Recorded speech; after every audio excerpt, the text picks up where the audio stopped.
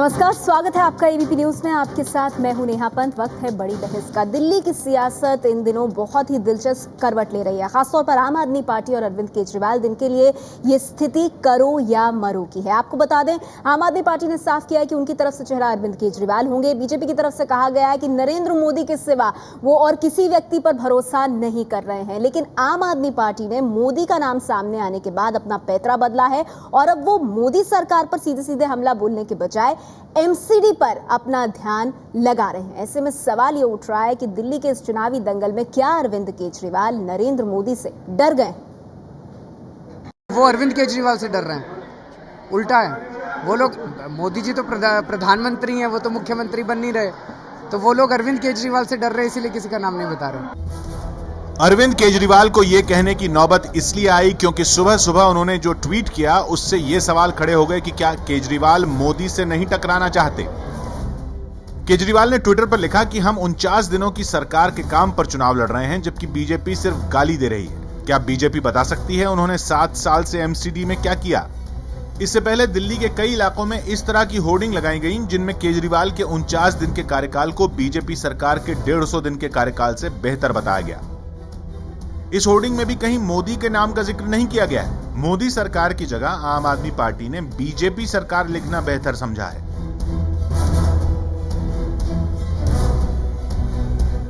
इस होर्डिंग को लेकर बीजेपी कह रही है कि केजरीवाल ने 49 दिन के कार्यकाल में धरना प्रदर्शन के अलावा कुछ नहीं किया। अरविंद केजरीवाल बार बार 49 दिन की बात करते हैं। किया क्या 49 दिन? धरना प्रदर्शन और आरोपों की राजनीति। मोदी से केजरीवाल के डरने की चर्चा इसलिए भी हो रही है क्योंकि बीजेपी ने साफ किया है कि दिल्ली में मोदी के चेहरे को आगे करके ही पार्टी चुनाव लड़ेगी। वहीं आम आदमी पार्टी लगातार ये कह रही है कि दिल्ली में मोदी फैक्टर नहीं है। 3 चीजें हैं। एक तरफ नगर निगम का करप्शन है, बीजेपी के नेता करप्शन में इन्वॉल्व हैं पूरी तरह से। एक तरफ सेंट्रल गवर्नमेंट के 150 दिन हैं जहां वो हर चीज़ पे यू टर्न लेते रहे हैं, और तीसरी तरफ बीजेपी की स्टेट यूनिट है जहां उनके पास कोई लीडर ही नहीं है। सूत्रों के मुताबिक जनवरी के अंत या फरवरी के शुरू में चुनाव कराए जा सकते हैं। 5 जनवरी तक दिल्ली में मतदान सूची का काम पूरा होना है। मंगलवार को कैबिनेट ने विधानसभा भंग करने के प्रस्ताव पर मोहर लगाई थी, जिसे राष्ट्रपति ने मंजूरी दे दी है। सवाल ये है कि आखिर मोदी का नाम आम आदमी पार्टी जो भी बातें कह रही है उसके बीच में नरेंद्र मोदी कहीं नहीं आ रहे हैं। ऐसा क्यों? इसी पर हम चर्चा कर रहे हैं कि क्या मोदी के नाम से डर गए हैं केजरीवाल? क्या नहीं चाहते कि ये लड़ाई केजरीवाल बनाम मोदी हो? क्या दिल्ली में भी मोदी का मैजिक चलेगा? इस पर सबकी नजर है, बीजेपी की भी और आम आदमी पार्टी भी इसे लेकर कहीं ना कहीं सशंकित है। इस बार किसके नाम पर लड़ेगी कांग्रेस? कांग्रेस के लिए सबसे बड़ी दुविधा की ये बात है कि कोई चेहरा ही सामने नहीं आ रहा है। हमारे साथ आज की इस चर्चा में खास मेहमान मौजूद हैं। बीजेपी से संबित पात्रा जी हैं, कांग्रेस पार्टी से मीम अफजल साहब, आम आदमी पार्टी से संजय सिंह साहब हैं, अभय कुमार दुबे जी हैं, बलदेव शर्मा जी और विजय विद्रोही। सबसे पहले संजय सिंह जी, सवाल यह है कि नरेंद्र मोदी से सीधी टक्कर में आपको डर किस बात का है? आप पहले 150 दिन की तुलना अपने 49 दिन से कर रहे थे, लेकिन अब जैसे जैसे वक्त आगे बढ़ रहा है आपने अपना ध्यान एमसीडी पर केंद्रित कर दिया। आप क्यों नहीं चाहते कि यह लड़ाई केजरीवाल वर्सेस मोदी हो? देखिए, पहले तो ये है कि चुनाव में कोई डरने डराने की बात नहीं है, कोई मारपीट लड़ाई झगड़ा तो करना नहीं है। चुनाव में मुद्दों को लेकर अपनी बात आम आदमी पार्टी कहेगी, भारतीय जनता पार्टी कहेगी, कांग्रेस कहेगी। जनता को तय करना है दिल्ली में किसकी सरकार चाहती है। लोकतंत्र में असली मालिक यहाँ की जनता है, वो तय करेगी कि उसका मालिक कौन, उसका सेवक कौन होगा। तो ठीक है, फिर ऐसे में नरेंद्र मोदी, संजय सिंह जी, नरेंद्र मोदी जो कि बीजेपी कह रही है कि वही उनके लिए सब कुछ है, अगर वो आपके बीच में आ रहे हैं सामने तस्वीर में, तो आप उनको नजरअंदाज क्यों कर रहे हैं? मैं यही तो कहना चाह रहा हूं, आप पूरी बात तो सुन लीजिए। पूरी बात कहने दीजिएगा तो मेरी बात स्पष्ट हो जाएगी।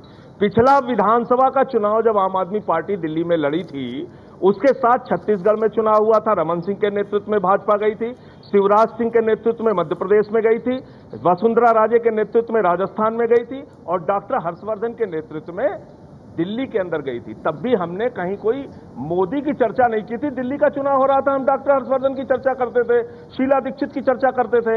इस बार के चुनाव में नई बात क्यों पैदा की जा रही है, नए प्रकार की बात भारतीय जनता पार्टी की तरफ से क्यों थोपी जा रही है जानबूझ के? भाई दिल्ली के अंदर नरेंद्र मोदी जी को कोई मुख्यमंत्री तो बनना नहीं है, ये दिल्ली विधानसभा संजय जी, मैं इसका जवाब लूंगी संबित पात्रा जी से। मुझे माफ कीजिएगा, आप फिर कहेंगे मैं आपको रोक रही हूँ, लेकिन आप मेरे सवाल का जवाब नहीं दे रहे हैं। देखिए, ये फैसला तो बीजेपी पर, क्या ये फैसला बीजेपी करेगी या ये फैसला आम आदमी पार्टी करेगी कि बीजेपी किसको सामने रख रही है? अगर बीजेपी ने रणनीति बना ली है नरेंद्र मोदी को आगे करने की, तो नरेंद्र मोदी को लेकर आपका जवाब क्या है? आप क्यों नरेंद्र मोदी से टकराने में या सामने आने में बच रहे हैं? नहीं, हम ये कह रहे हैं कि उनकी पार्टी का अपना निर्णय है, वो जो करेंगे वो करेंगे, लेकिन हम जनता के बीच में जाएंगे तो मुद्दों को लेकर चर्चा करेंगे। जनता के बीच में जाएंगे तो ये बताने के लिए जाएंगे कि ये विधानसभा का चुनाव है, यहाँ विधानसभा के विधायक चुनने के बाद मुख्यमंत्री बनेगा। प्रधानमंत्री पद से इस्तीफा देकर नरेंद्र मोदी कोई दिल्ली में मुख्यमंत्री का चुनाव लड़ने नहीं आ रहे। आम आदमी पार्टी इस बात को आम आदमी पार्टी पुरजोर तरीके से चुनाव में उठाने वाली है संबित पात्रा जी, कि नरेंद्र मोदी दिल्ली के 7 साल में भारतीय जनता पार्टी मुख्यमंत्री नहीं बनेंगे, नरेंद्र मोदी नहीं आएंगे दिल्ली की गद्दी छोड़ करके, माफ कीजिएगा, केंद्र की गद्दी छोड़ करके दिल्ली में राज करने के लिए। और एमसीडी पर तो आपका शासन है, वहां की दुर्दशा आम आदमी पार्टी लोगों को बताने वाली है। नहीं, मैं पहले आश्वस्त कर दूं मेरे बड़े भाई संजय सिंह जी को, हाँ, नरेंद्र मोदी जी प्राइम मिनिस्टर के पोस्ट से रेजिग्नेशन देके मुख्यमंत्री बनने नहीं आएंगे, मगर आपके केजरीवाल जी तो मुख्यमंत्री के कुर्सी को लात मार के वहां से भाग के प्रधानमंत्री जरूर बनने गए थे वाराणसी में, वो हम सब ने देखा था। वैसा नहीं करने वाले हैं मोदी जी। मोदी जी का विजन आएगा दिल्ली के विकास के लिए, मोदी जी के जो विचार हैं, मोदी जी का जो स्वप्न है, उनका जो विजन है, वो आएगा दिल्ली में, और दिल्ली की जनता चाहती भी वो है।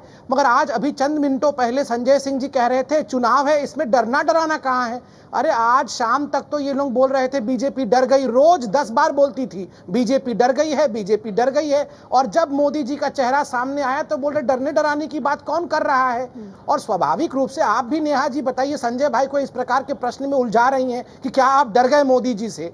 मोदी जी के चेहरे के कारण जहां 421 जगह में जमानत जब्त हुआ आम आदमी पार्टी का, और वो जमानत जब्त पार्टी कहलाई, वो डरेगी नहीं तो क्या मुस्कुराएगी मोदी जी? ठीक है संबित जी, रखिए आपने अपनी बात, लेकिन सवाल यह है कि क्या दिल्ली की सियासत थोड़ी अलग नहीं है? क्या आम आदमी पार्टी को आप इतना कम करके आ सकते हैं? संजय जी, मैं आपके पास आऊंगी, लेकिन आप समझिए मेरे साथ बाकी मेहमान पार्टी को हम कम करके नहीं आंक रहे हैं, एक और राउंड के लिए आऊंगी। जनता आम आदमी पार्टी को कम करके आंक रही है। कांग्रेस पार्टी से मीम अफजल साहब हमारे साथ मौजूद है। मीम अफजल साहब, लेकिन आप लोगों की पार्टी के लिए तो सबसे बड़ा सवाल यह है कि आप लोगों की पार्टी का चेहरा कौन?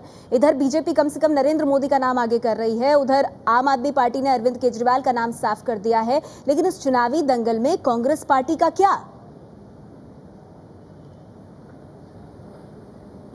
देखिए, कांग्रेस पार्टी का तो जो भी है वो बिल्कुल सामने है। हमें ये कहने में कोई आर नहीं है कि पिछले चुनाव में हम हारे, 15 साल हमने राज किया, हमने डेवलपमेंट का बहुत सा काम किया, और हम उसी को लेकर के दोबारा चुनाव में जाएंगे।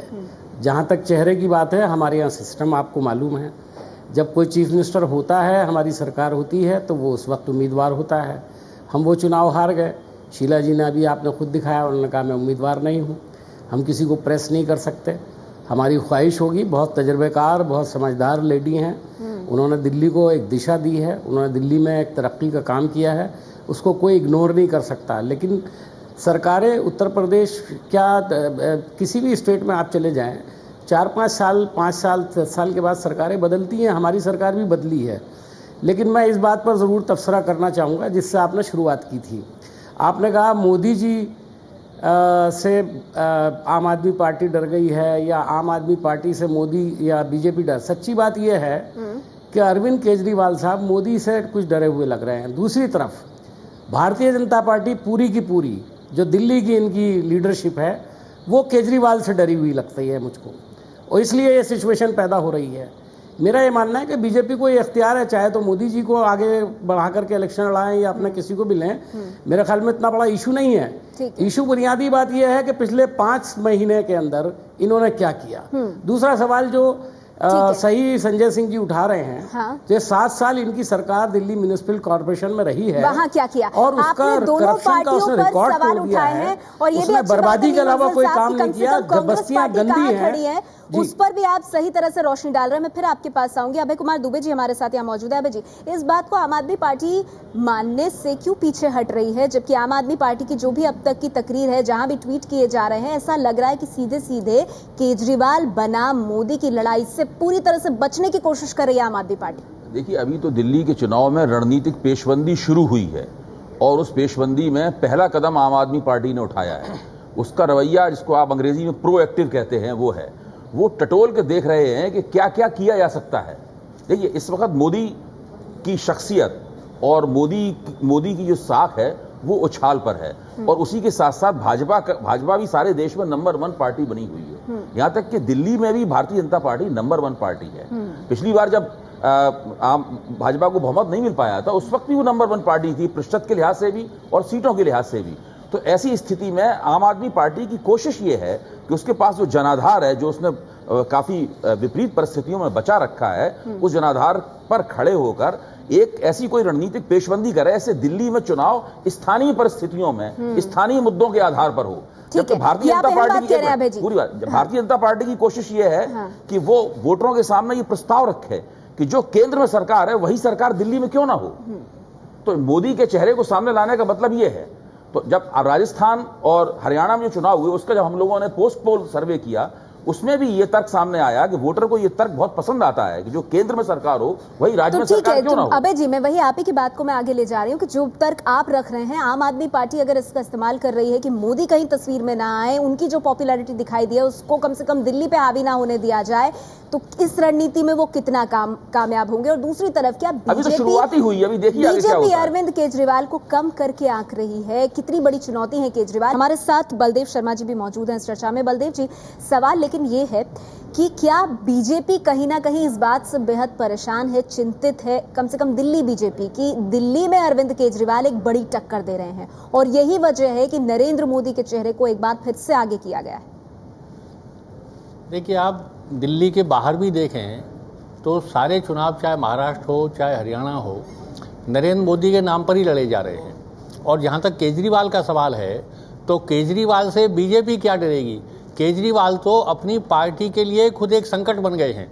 और ये आश्चर्य की बात है कि दिल्ली विधानसभा के चुनावों में जो केजरीवाल पार्टी की सबसे बड़ी ताकत थे, वो अपने तौर तरीकों से और अपनी अस्थिर मानसिकता से अब सबसे बड़ा संकट पार्टी के लिए बन गए। नहीं, अगर ऐसा होता तो दिल्ली बीजेपी की तरफ से कोई चेहरा रखा जाता। आप किसी नेता को इस लायक नहीं समझ रहे हैं कि वो केजरीवाल का मुकाबला कर सके और इसीलिए आप सीधे सीधे प्रधानमंत्री मोदी का चेहरा सामने रख रहे हैं। नहीं, मुझे लगता है कि इसे केजरीवाल के मुकाबले में आदमी खड़ा करने न खड़ने जोड़कर नहीं देखना चाहिए। क्योंकि हरियाणा में भी, महाराष्ट्र में भी जो चुनाव लड़े गए वो मोदी के नाम पर लड़े गए। मोदी सरकार जिस तरह का परफॉर्म देश में कर रही है, उसका पूरा लाभ भारतीय जनता पार्टी दिल्ली में भी लेना चाहती है। और डरे हुए तो केजरीवाल लगते हैं, जैसा आपने स्लोगन भी लगा रखा है। और इसी का नतीजा है कि मोदी वर्सेस केजरीवाल न बन जाए, इसलिए केजरीवाल वर्सेस जगदीश मुखी बनाने का प्रयास किया गया। और अब आप देखिए, एक तरफ तो केजरीवाल कहते हैं कि प्रधानमंत्री मुख्यमंत्री थोड़ी बनेगा, लेकिन दूसरी तरफ केजरीवाल की जो पार्टी है वो विधानसभा की तुलना नगर निगम के कामों से कर रही है। तो ये इनके अंदर का डर है और उसी डर का नतीजा है। क्या ये अंदर का डर है कि आप मोदी पर ना जाकर एमसीडी पर फोकस कर रहे हैं, वो ज्यादा सेफ है आपके लिए? नहीं, पहली बात तो आपने बलदेव भाई का परिचय नहीं कराया। मुझे पता नहीं कि वो भारतीय जनता पार्टी के नेता के तौर पे आए हैं।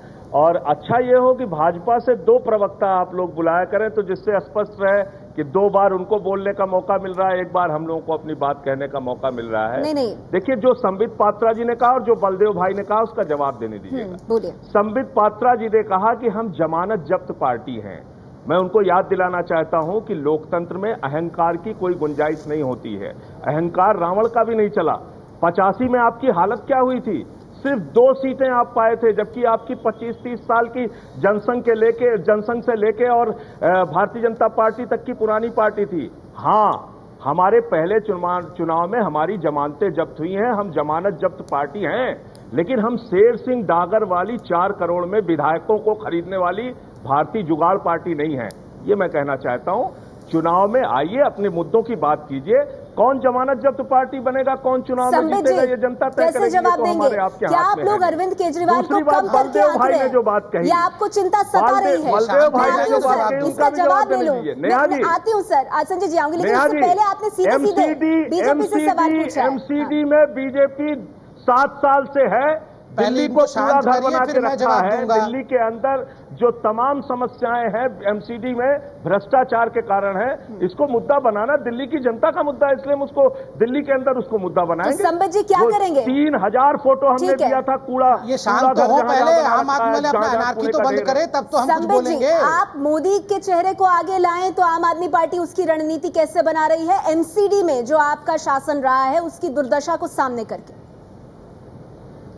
देखिए, पहले तो मैं एक एक करके जवाब देता हूं। नंबर 1, यहां अभी संजय जी कह रहे थे कि हमारे 2 प्रवक्ता बैठे हैं भाजपा के, तो आम आदमी पार्टी के भी 2 प्रवक्ता बैठे हैं, आप वो भी सर हम इसमें नहीं पढ़ते हैं ना। दूसरा पैनलिस्ट अपनी अपनी बात रख रहे हैं, उसे पढ़ना जरूरी है। जब उन्होंने मुझसे सवाल मैं उन्हें भी टोकना चाहती हूं, उन्होंने सवाल उठाया है, मेरा धर्म बनता है। अगर भाजपा के 2 प्रवक्ता हैं तो आम आदमी पार्टी के भी 2 प्रवक्ता बैठे हैं, तो इसलिए ये बराबर का खेल चल रहा है। बताइए कौन सी पार्टी का दूसरा, हमारी पार्टी के कौन दूसरे? वो दुनिया जानती है, वो बताने की आवश्यकता, बहुत कुछ बताने की आवश्यकता नहीं होती, बहुत कुछ बताने की आवश्यकता नहीं है। पूछ लीजिए ना, सब लोग बता देंगे कौन आम आदमी पार्टी के लिए रुकूंगी। ब्रेक के उस पार सवाल यही है कि अगर पात्रा जी मोदी की कार्ड अपनी बात आम आदमी पार्टी एमसीडी की बात रख के कर रही है, तो उसके लिए बीजेपी क्या करेगी? और ये चुनावी दंगल जो है इसमें अभी पलड़ा किसका भारी है? विजय, सवाल यहाँ पर ये है कि सीधी लड़ाई से आम आदमी पार्टी को परहेज क्या है? ये केजरीवाल बनाम मोदी क्यों नहीं बनाना चाहती आम आदमी पार्टी? बिल्कुल साफ है कि उनकी रणनीति है। नरेंद्र मोदी लोकप्रियता में केजरीवाल पर भारी पड़ते हैं। साधन है, सुविधाएं हैं, लाव लश्कर है, ये सारी चीज़ें हैं, उसमें वो भारी पड़ते हैं, आत्मविश्वास में भारी पड़ते हैं।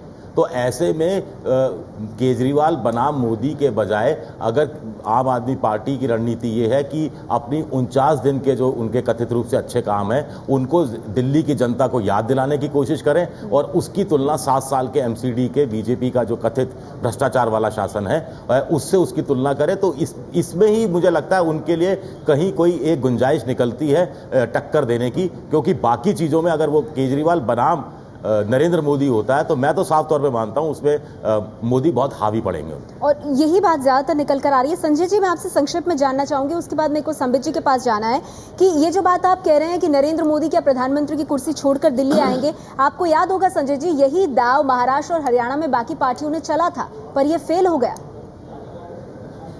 नहीं, मैं बिल्कुल साफ तौर पे ये कहना चाहता हूं कि पिछला विधानसभा चुनाव देखिए ना, 3 राज्यों में भारी बहुमत के साथ भारतीय जनता पार्टी जीती और उस समय भी ये बताया गया कि हमारे प्रधानमंत्री पद के उम्मीदवार मोदी जी के प्रचार की बदौलत हम 3 राज्यों में जीते हैं, लेकिन दिल्ली में नहीं जीत पाए। दिल्ली में भी मोदी जी प्रचार करने के लिए आए थे, दिल्ली में भी मोदी जी ने रैलियां की थी, सभाएं की थी, लेकिन दिल्ली के अंदर भारतीय जनता पार्टी को बहुमत नहीं मिला। तब वो प्रधानमंत्री नहीं थे, अब वो प्रधानमंत्री हैं। प्रधानमंत्री बनने के बाद हरियाणा और महाराष्ट्र के नतीजे आए हैं संजय जी। नेहा जी, हरियाणा और महाराष्ट्र की तुलना दिल्ली से मत कीजिए। महाराष्ट्र में इनकम्बेंसी फैक्टर था, सिंचाई का घोटाला था, कांग्रेस सरकार के जो घोटाले थे वो एक बड़ा मुद्दा था वहां पे। हरियाणा के अंदर भ्रष्टाचार एक बहुत बड़ा मुद्दा था, रॉबर्ट वाड्रा का मुद्दा था, बहुत सारे मुद्दे थे, इनकम्बेंसी के फैक्टर थे जिसके कारण से भारतीय जनता पार्टी वहां विकल्प बन के उभरी। दिल्ली में ये स्थिति नहीं है। दिल्ली में हमने 49 दिनों में बिजली का दाम आधा किया, पानी 20 किलो लीटर मुफ्त किया, शिक्षा की व्यवस्था बेहतर की, स्वास्थ्य की व्यवस्था बेहतर की। हम अपने मुद्दों पर चुनाव में जाएंगे और जनता का भारी समर्थन हमको ठीक है संजय जी, अब मैं इस बात को आगे ले जाना चाहूंगी। संबित जी, आप मुस्कुरा रहे हैं, लेकिन क्या आप समझ रहे हैं इस बात को संबित जी कि दिल्ली की जनता के पास क्या ये 2 विकल्प होंगे, एमसीडी में बीजेपी का भ्रष्टाचार बनाम आम आदमी पार्टी के 49 दिन की उपलब्धियां? किसको वोट करेगी जनता, ये आम आदमी पार्टी पूछ रही है। देखिए, ये एमसीडी का चुनाव नहीं है। जब एमसीडी का चुनाव आएगा तो एमसीडी पे भी डिस्कशन करेंगे। फिलहाल विधानसभा का चुनाव है। मैं एक बात बहुत स्पष्ट रूप से कह दूं, आम आदमी पार्टी जब आई थी, पहले जब गठित हुआ था, तो जिस प्रकार से साधु का चोगा धारण करके इन लोगों ने कहा था हमें कुछ नहीं चाहिए, हम खाली सेवक बनना चाहते हैं, और किस प्रकार से 49 दिन सरकार बना के जल्दबाजी में उसे ठोकर मार के ये प्रधानमंत्री बनने गए थे। मुझे वैसे कहना नहीं चाहिए, मैं मगर ये सब जितने मेरे भाई बैठे हैं सबसे मैं छोटा हूं तो मजाक मजाक में कह देता हूं। आपने सुना होगा मिस्टर नटवर लाल, ये आदमी बड़ा अच्छा लगता था, मगर जब ये ठग लेता था तो एक साल बाद मालूम पड़ता था अच्छा ये ठग के भी चला गया है। तो Arvind Kejriwal is the Natwar Lal of Indian politics. जिस प्रकार से इन्होंने ठग लिया है हिंदुस्तान को, राजनीति को और दिल्ली की जनता को, दिल्ली की जनता दोबारा नहीं ठगने वाली है किसी से। समित जी, ये बात बिल्कुल गलत है आपकी। समित जी, आपको अपने अल्फाज वापस लेने चाहिए। आप कई डिबेट में ये बात कह चुके हैं, ये गलत बात है। नहीं है, उन्होंने ठगा किसी को इस तरह से नटवर लाल नहीं कह सकते। आपने चोर कहा, आप नेहा जी है। अरे ठगने वाले तो आप सबसे बड़े ठगू। मोदी जी ने कुछ कम ठगा है देश को, क्या हम कह दें क्या? संजय सिंह जी, आप दोनों ने अपनी आपत्ति जताई, आप दोनों ने अपनी आपत्ति जताई। और संबित पात्रा जी, एक मिनट, संबित पात्रा जी, देखिए सवाल ये है, गुजरात का तड़ीपार है। आप इस प्रकार की भाषा का संजय सिंह जी, आपने अपनी आपत्ति दर्ज करा दी। हम मुद्दे पर वापस आते हैं। संबित पात्रा जी, आप सभी नेताओं को तब आपको कुछ पता नहीं चल रहा था। आज जब आप ठग के चले गए चुनाव की तारीखों का ऐलान का इंतजार है। दिल्ली की जनता देख रही है इस डिबेट को, तो अगर हम संयम बरतें और मुद्दों पर रहें तो ये आप ही के फायदे में होगा। संबित पात्रा जी, मेरा सवाल आपसे सीधा ये है, आप कह रहे हैं 49 दिन बाद छोड़कर भाग गए। एक मिनट संजय जी, ठीक है, आपने अपनी आपत्ति जताई। सामान्य भाषा का संबित पात्रा जी, देखिए सबसे बड़ी बात यह है कि 49 दिन के बारे में आम आदमी पार्टी बात कर रही है। 49 दिन के बाद भले ही आम आदमी पार्टी ने सत्ता छोड़ी हो, लेकिन आम आदमी पार्टी कह रही है कि हमने बिजली पानी के दाम कम किए, हमारे वक्त भ्रष्टाचार नहीं था। दूसरी ओर दिल्ली में ही एमसीडी आती है, 2007 से आपके पास है। और मैं बता दूं आपको, ये आंकड़े कहते हैं 2007 से 2010 के बीच एंटी करप्शन ब्यूरो ने तकरीबन 27 केसेस एमसीडी अधिकारियों के खिलाफ करप्शन के दर्ज किए हैं, जिसमें कमिश्नर से लेकर सीनियर क्लर्क तक मौजूद हैं। तो ये तो जनता के बीच जाकर के आम आदमी पार्टी सवाल उठा सकती है ना कि एमसीडी में जिस तरह का भ्रष्टाचार दिख रहा है, अगर वैसी ही सरकार आप विधानसभा में दिल्ली को देंगे तो दिल्ली का क्या होगा? क्या इससे चिंतित नहीं है आप? देखिए नेहा जी, मैं आपको कंपैरिजन ही करना है तो मैं आपको वो तमाम सरकारें कंपैरिजन करने को दूंगा जहां भारतीय जनता पार्टी विधानसभा पे राज कर रही है। गुजरात ले लीजिए, मध्य प्रदेश ले लीजिए, छत्तीसगढ़ ले लीजिए, मुंबई ले लीजिए, महाराष्ट्र ले लीजिए, हरियाणा ले लीजिए, कंपैरिजन इनके बीच में होती है। पहली बात तो है ये 49 दिन की कोई कंपैरिजन नहीं होता है। 49 दिन, 50 दिन, 15 दिन, 30 दिन में हमने बहुत बड़ा अचीवमेंट कर लिया। ये अगर कहीं दुनिया में आप ऐसा पेपर प्रेजेंट करेंगे तो लोग हंसेंगे कि 30 दिन में अचीवमेंट गिना जाता है समय काल में, कालखंड में। इनके पास तो कालखंड ही नहीं है। 49 दिन का कोई मायने नहीं है, कोई वजूद नहीं है, क्योंकि बीजेपी ये कहती है कि आपने 49 दिन में जो भी किया आप सत्ता छोड़ के भाग गए। और ये सिर्फ बीजेपी नहीं कह रही है, कांग्रेस भी कहती है बात, जिस बात आम आदमी पार्टी ने रेहा जो सरकार 49 दिन में चलाई, वो एक खास तरह के 49 दिन थे। हम सब लोग जो समीक्षा करते हैं, टीवी पे रोज बैठकर अखबारों में लिखते हैं और विचार विमर्श में अपना योगदान देते हैं, वो हम जानते हैं कि कांग्रेस और भारतीय जनता पार्टी का सरकार चलाने का जो विधि होती है, अरविंद केजरीवाल की विधि उससे अलग थी। उसकी आलोचना की जा सकती है, आप उसको आड़े हाथों ले सकते हैं, लेकिन वो नहीं था जो कांग्रेस और भारतीय जनता पार्टी करती है। इसलिए आम आदमी पार्टी अगर अपने उस जिसको वो उपलब्धि मानती है उसको लेकर जनता के बीच में जाना चाहती है तो वो जाए। और टीवी के ये मान लेना कि हमने एक लोकसभा का चुनाव जीत लिया, अब हम स्थायी रूप से जीत गए हैं चुनाव, अब हम सबके साथ अशिष्टता करेंगे, बेहूदी से बेहूदी भाषा का इस्तेमाल करेंगे, घटिया से घटिया रवैया अपनाएंगे, तो ये उनकी भारतीय संस्कृति है, वो ही जाने। हम इस भारतीय संस्कृति की तरह से नहीं है। हम देख रहे हैं लगातार इन चर्चाओं में बीजेपी वर्सेस आम आदमी पार्टी ही निकल कर आ रहा है दिल्ली की सियासत में। आपको चिंता है इस बात की कि कांग्रेस पार्टी कहीं दिखाई नहीं दे रही है, चेहरा भी सामने नहीं है आपकी तरफ से? देखिए, हमें चिंता अपने आप से ज़्यादा चिंता हमको मीडिया के इस रवैये पर है। मैं कल से जिस डिबेट में जा रहा हूँ वहाँ पर होता यह है कि भारतीय जनता पार्टी और आम आदमी के जो हमारे बैठे होते हैं लोग, वो आपस में डिस्कशन शुरू कर देते हैं और मीडिया के लोग उन्हीं दो पर तवज्जो देते हैं, कांग्रेस की बात ही नहीं करते। आप तो माइनस करके पहले ही चल रहे हो।